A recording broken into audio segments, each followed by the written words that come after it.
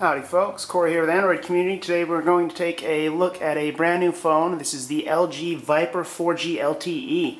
It's a nice little mid-range phone, but real quickly here, obviously I don't have a retail box, but I can show you, a little bit about what's in the box. As usual, you can expect, your standard charger and USB cable. Obviously when it lands on the carrier, it'll have, paperwork and whatnot, but as usual, we have the charger and the USB cable, so nothing really too new there, so we're going to throw that away and toss it aside to show you the main device, main thing here, which is the phone.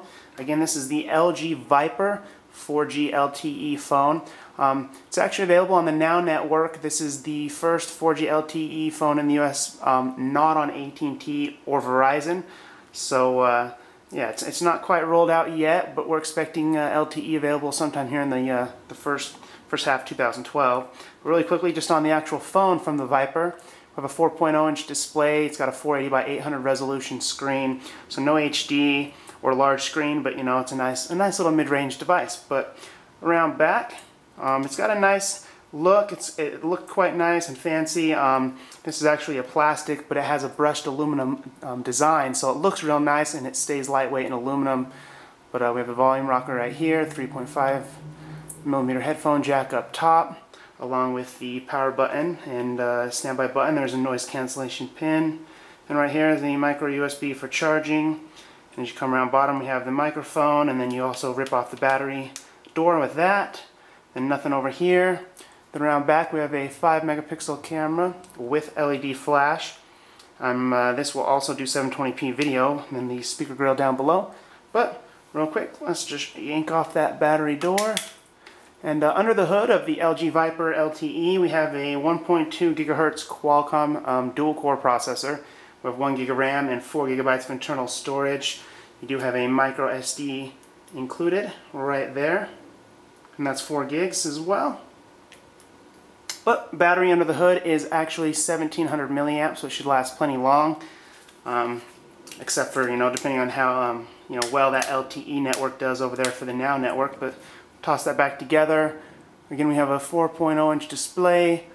Get it booting. We have Android 2.3 Gingerbread. There's the front-facing camera, but we'll just give it a minute here, and then we'll show you that stock Android build. The start screen gets a little loud, so just bear with me here. But not bad.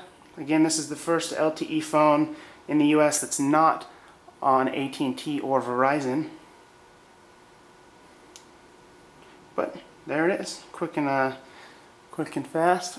As you can see here, the standard Android 2.3 Gingerbread out of the box.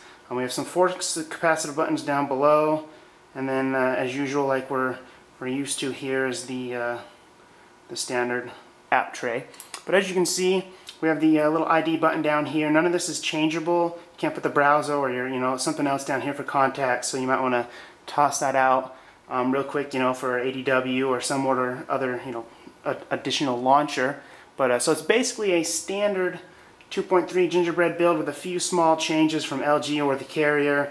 But and then as you can see right here below are the capacitive touch buttons: home, menu, back, and I can't even get through them without them disappearing the little light, so they're only LED lit, in the back, which is kind of a bummer. I found myself trying to hit menu or something and accidentally hitting home. Obviously you'll get used to that, but they just seem to disappear a little quick for me. But overall, for now, we have 3G, and then you can expect 4G LTE sometime here in the next couple of months over there on the Now network. But for now, there's only 3G here in Las Vegas. But that was just a quick look at the brand new LG Viper 4G LTE. LTE should be available shortly. Stay tuned for a full review.